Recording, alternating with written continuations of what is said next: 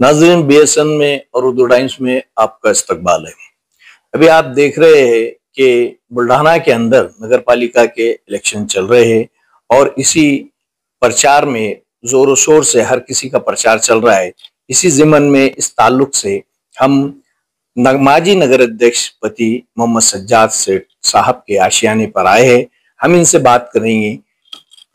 सज्जाद भाई, इस इलेक्शन में आप खड़े हैं, कौन से प्रभाग से और किस पार्टी से खड़े हैं? अस्सलाम वालेकुम बीएसएनएल और मैं हमारे राजू भाऊ का शुक्रिया अदा करता हूँ कि आपने मुझको यहाँ पर इस इंटरव्यू के लायक समझा। तो मैं आपके माध्यम से बताना चाहता हूँ कि मैं यहाँ पर प्रभाग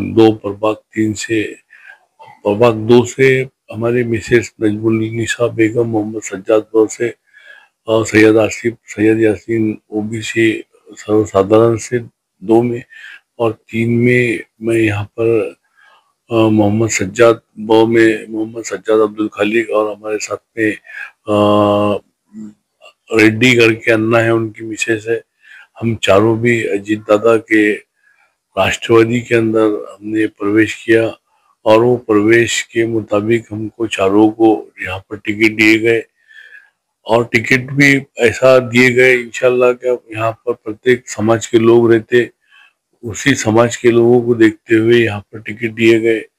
और हमको जो आज यहाँ पर सत्ता का एक बहुत अच्छा साथ मिलने वाला है इंशाल्लाह। आने वाले कुछ सालों में 4 साल के अंदर बीजेपी यहाँ पर राष्ट्रवादी की युति रहेगी, कांग्रेस अजीत दादा की। तो हम उसी युति के बेस पे हमने यहाँ पर प्रवेश किया और यहाँ पर काम करने की हमारी नगर अध्यक्ष के, हम पहले रेस में थे।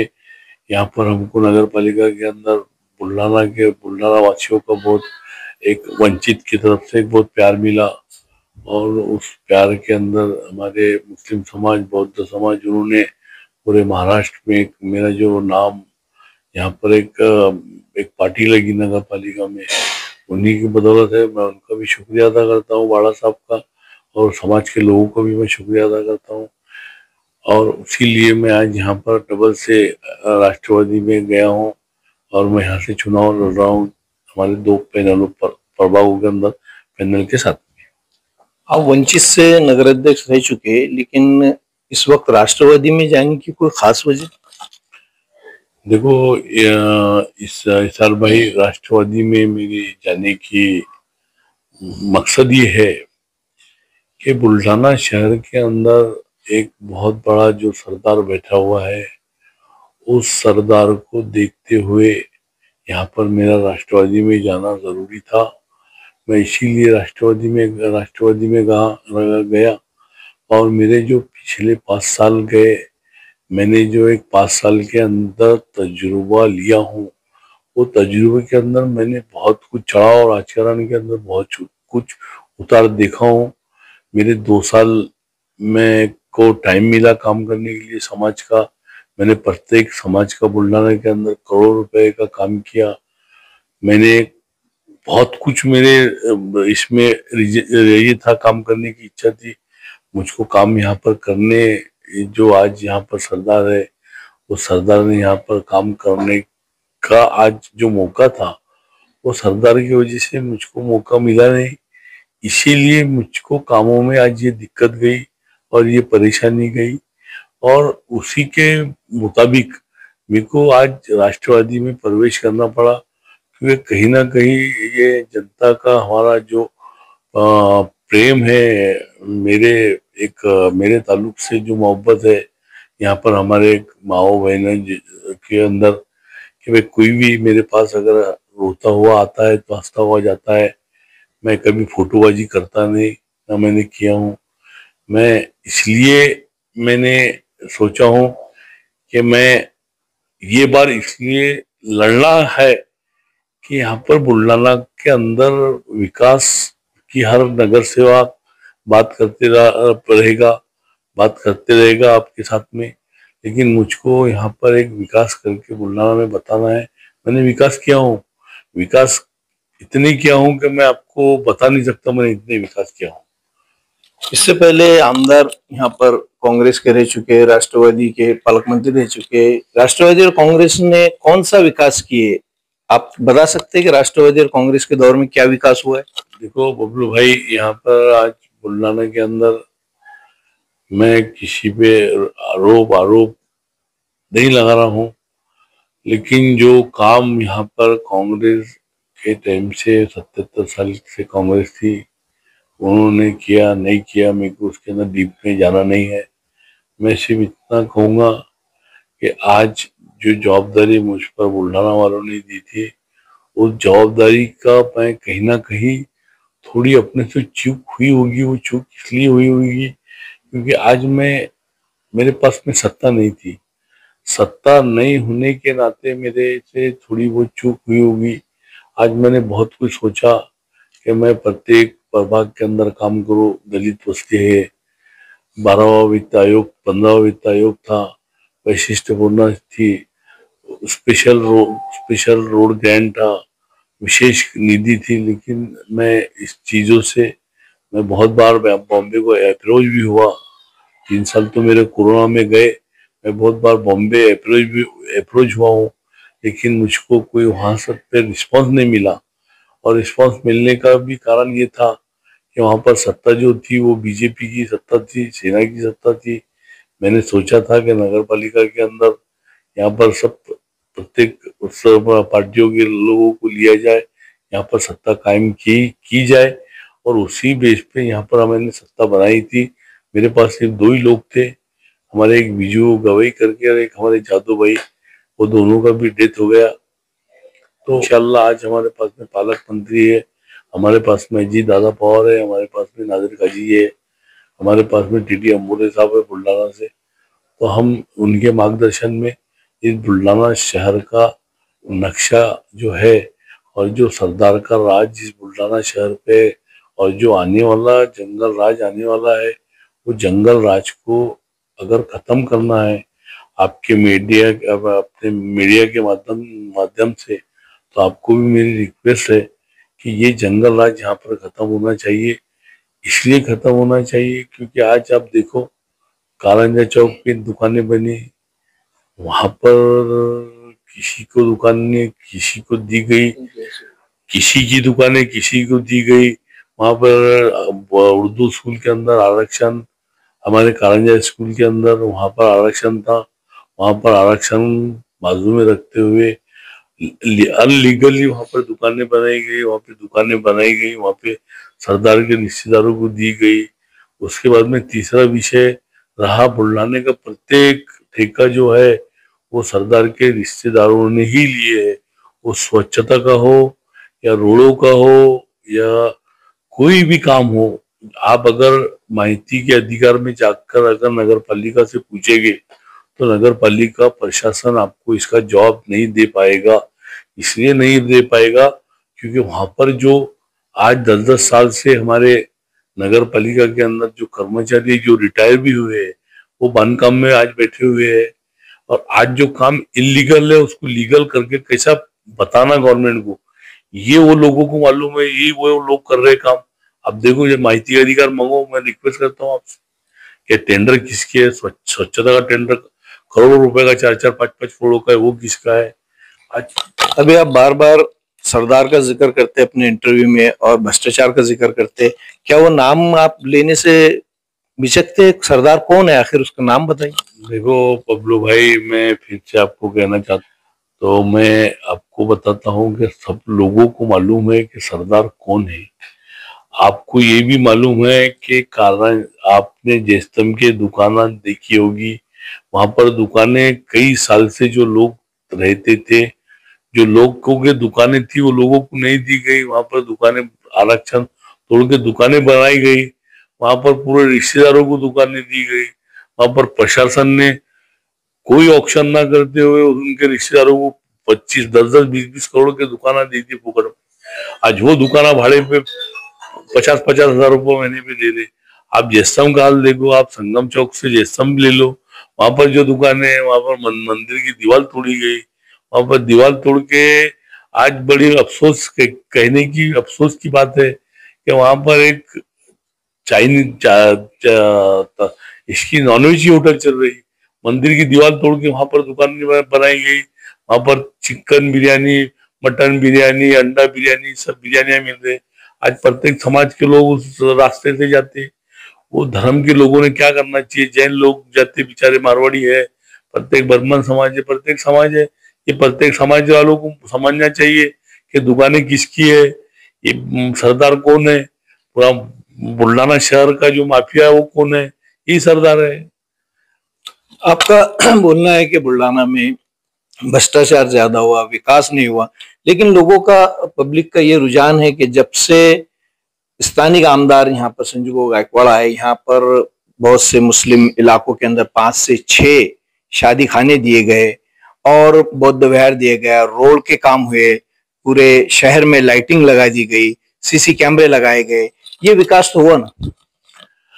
देखो, मेरे को किसी का नाम नहीं लेना है, तो देशमुख साहब, मैं आपको यही कहना चाहूंगा कि आज बुल्ढाना का जो रेशो है वो कहाँ जा रहा है। विकास रहा जिसके पास में नगर पालिका का नगर विकास खाता है। आप देखो नगर विकास खाता किसके तरफ है, नगर विकास खाता एक नाथ शिंदे की तरफ है। एक नाथ शिंदे का चेला कौन है वो आप देखो। आज मुसलमान वार्डों में मैंने भी बहुत सोचा हूँ शादी, आज मैं बोल रहा हूँ जहाँ शादी हॉल बन रहा है वहां मैंने, आप 70 कुरेशी मेंबर से पूछिए, वहां मैंने 1.5 करोड़ रुपए का 15 वित्त आयोग के पैसे का ये लाइन प्लानिंग पास करने के लिए दिया। वहां सरदार ने जाके रोका, वहां उसके इंजीनियरों ने रोके, वहां उन्होंने नहीं बना दिए। अभी विदाउट इलीगल वहां पे काम चल रहा। ये कैसा चल रहा है, ये आपका काम है? कामों के अंदर तुम क्वालिटी बताओ कामों के अंदर। ये जन एक बार चौक से हमने अभी मटक रास्ता बनाया, वो देखो, एक गजानन टाकी से एक बार चौक तक रास्ता बना, कितनी जगह पानी रुकता, कितनी जगह रास्ता खराब है, वो बताओ दलित बस्ती में। ये मशान भूमिया को मैंने करोड़ रुपए दिया, ये कब्रस्तान को मैंने जगह दिया था, ये कब्रस्तान के अंदर उन्होंने 308 के अंदर हमारे अग्रवाल जी को जाने के लिए कहा। जो पैसे मैंने निधि लाया था बॉम्बे से, वो उसके अंदर उन्होंने टेंडर लोगों को डालने लगाए। देखो, सरदार से आपको बचना होगा, मेरी विनती है। सरदार का मैं नाम क्यों लूं? आपका बोलना है कि विकास नहीं हुआ, लेकिन आप भी 5 साल नगर अध्यक्ष रहे और नगर अध्यक्ष रहने के बाद आप फिर विकास की बात करते हैं, इसका मतलब ये होता है कि फिर आपने 5 साल कोई विकास का काम किया ही नहीं। देखो, मैं सर भाई, मैंने विकास के काम बहुत किया हूँ। मैंने यहाँ पर जिम लाया हूँ, मैंने पानी की टाकी बनाया हूँ, मैंने टोटल पाइपलाइन करोड़ रुपए की मेरे टाइम पे ही सैंक्शन हुई थी। मिर्जा नगर के रास्ते पूरे मेरे ही कार्यकाल में बने। उसके बाद में ये टीपू सुल्तान, ये जो इकबाल चौक से मशान भूमि तक है, वो मेरे हाथ का रोड पास था। टोटल अब देखो, रोड 19वें 20वें होते रहेंगे, लेकिन आज जो कैंडिडेट उतरे हुए हैं हमारे हमारे खिलाफ में, वो किसके गोदी में जाके बैठने वाले, ये भी आपको मालूम होगा। देखो, हमारा कहना ये है कि आज आपको सब समझना होगा, आपको समझकर जंगल राज खत्म करना होगा। जब भी जंगल राज खत्म होगा, और इस जंगल राज के लिए मैं आपको कहना चाहता हूं कि अगर ये जंगल राज आपको खत्म करना है, तो अगर कोई सामने वाला, अगर कोई रान डुक्कर रहा, तो उसके वास्ते शेर भी जाके बैठना पड़ेगा आपको, शेर ही खा सकता उसको। तो कैसा है, उसको अभी शेर पे हमको अजीत दादा हमारे शेर मिल गए इंशाल्लाह, तो हम उनके पास में अब रहा बुल्ढाने का जो हमारे से जो नई विकास है, वह हम विकास करके आपको बताएंगे इंशाल्लाह। आप बताते हैं कि सरदार ने अपने रिश्तेदारों को दुकानें दिया है, लेकिन लोगों का ये भी आरोप है कि जब आप नगर अध्यक्ष थे तो आपने कई अपने रिश्तेदारों को ठेके दिए, उनको नगर पालिका की पायरी चढ़ाए, और यहाँ तक के आज वही रिश्तेदार आपके खिलाफ में खड़े, इसकी क्या वजह है? देखो, मैं फिर से कहना चाहूंगा, ये जो एक षड्यंत्र है ये सरदार का है। ये सरदार ने प्रत्येक समाजों के अंदर, प्रत्येक रिश्तेदारियों के अंदर झगड़ा लगाकर अपना काम, अपना उल्लू सीधा किया है। और उसी बेस पर ये जो काम चल रहा है, प्रभाग 3, प्रभाग 2, प्रभाग 5, बुल्ढाना शहर में जितने भी प्रभाग है, उसी के बेस पे काम चालू है कि झगड़े लगाना। और जो मेरा अपोजिशन वाला है उसको कैसा खत्म करना, ये वो सरदार को पूछो, तुम इसका जवाब मैं नहीं दे सकता। क्योंकि आज ये जो नए हैं जितने भी, इनको समझने को पहले तो वहां पर 15 साल लगेंगे कि एजेंडा किसको बोलते, विषय किसको बोलते, मीटिंग किसको बोलते, फ्लोटिंग किसको बोलते, समझने को हमें बहुत टाइम लगता है। इधर बबलू भाई हमको खुद टाइम लगा, लेकिन अल्लाह का एक करम रहा कि मैंने कभी फोटोबाजी नहीं की। मैंने अपना एक अलग रिस्पेक्ट से मैं नगर पालिका के अंदर रहा, समाज के अंदर रहा। मेरे को बेचारे हमारे बड़ा साहब को मैं फिर से शुक्रिया अदा करता हूँ, हमारे बौद्ध समाज का भी, कि उन्होंने बहुत बुल्ढाना का अंदर एक, महाराष्ट्र के अंदर एक मेरा नाम दिया है। आज मोहम्मद सज्जाद को पूरा महाराष्ट्र के अंदर कहीं भी जाओ इंशाल्लाह कोई भी पहचानता है कि भाई बुल्ढाना के नगर अध्यक्ष है। मेरी बहुत हो गया, मुझको नगर पालिका में नहीं खड़े रहना था, मुझको इसलिए खड़े रहना है कि ये जो सरदार का कल जंगल राज आने वाला है, ये लोगों को बचाना है। ये भोले भाले लोग हैं बुल्ढाना वाले, इनको अपने को इस सरदार से बचाना है, मुक्त कराना है प्रत्येक नागरिक को। बबलू भाई, मुन्ना भाई, आज आप नगर अध्यक्ष की रेस में नहीं है, इसका क्या मतलब लिया जाए? कि आपने नगर अध्यक्ष के लिए आप लायबल नहीं थे, या लोगों ने आपको इसके काबिल नहीं समझा इसलिए आप नगर सेवक के लिए खड़े हुए? और जब नगर अध्यक्ष थे उस वक्त आपने इस चीज को क्यों नहीं रोका, भ्रष्टाचार को? मैंने भ्रष्टाचार, मैं फिर से कह रहा हूं कि भ्रष्टाचार मैंने रोकने की बहुत कोशिश की, लेकिन भ्रष्टाचार है तो हिंदुस्तान है, इंडिया है। भ्रष्टाचार है तो सरदार है। भ्रष्टाचार नहीं रहेगा तो फिर क्या रहेगा बुल्ढाना के अंदर? आप क्या आह्वान करेंगे पब्लिक को? आखिरी सवाल हमारा। पब्लिक को मैं यही आह्वान करूंगा मेरे दोस्तों बुजुर्गों के, देखो आज इस्लाम को आतंकवाद से जोड़ा गया।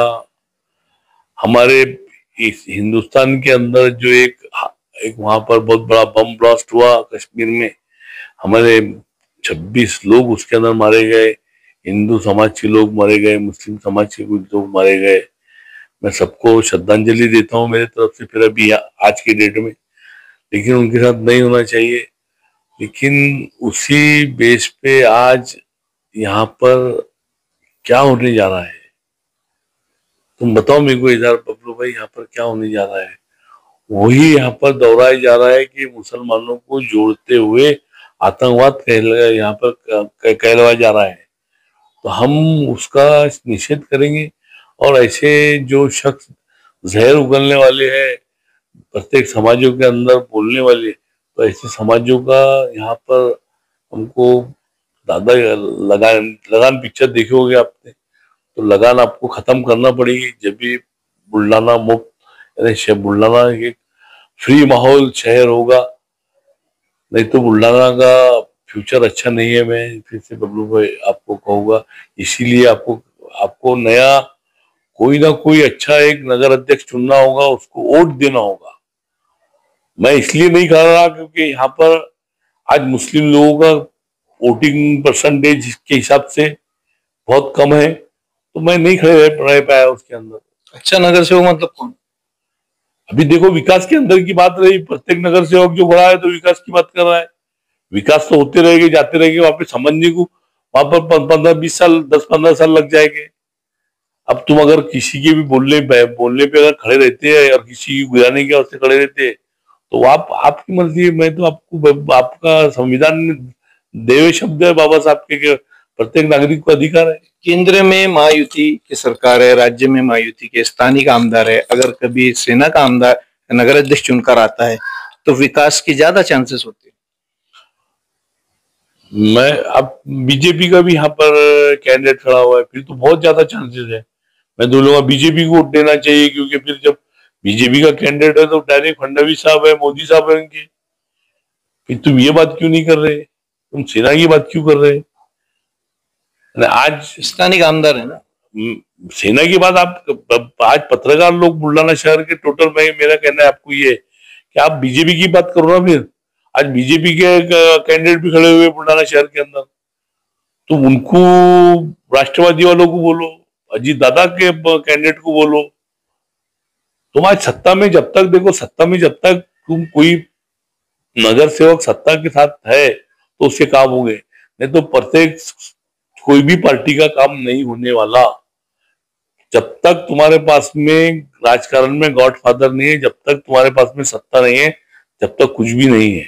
आपका मतलब बीजेपी को भी चुनकर लाना चाहिए, बीजेपी का नगरीय होना चाहिए। वो नहीं, आपके कहने के मुताबिक मैं कह रहा हूं कि आपने मुझको कहा कि सेना का स्थायी आमदार होना चाहिए, तो मैं भी आपको बोल रहा हूँ कि यहाँ पर बीजेपी का भी स्थायी माजी आमदार की मिसेज खड़े हुए, सबको उन्होंने वोट देना चाहिए, उनको चुन लाना चाहिए जिता के, क्योंकि वो डायरेक्ट 15 साल के रहे हुए आमदार है। आपके पास अभी क्या एजेंडा है? मेरे पास एजेंडा, देखो मैं आपको फिर से कहता हूँ कि मेरे पास अभी अजीत दादा जो है तो सबसे बड़ा एजेंडा है, और पालक मंत्री हमारे है, जो नई काम हुए हुए है, मैं शब्द देता हूँ, मैंने काम किया हूँ और करूंगा इंशाल्लाह।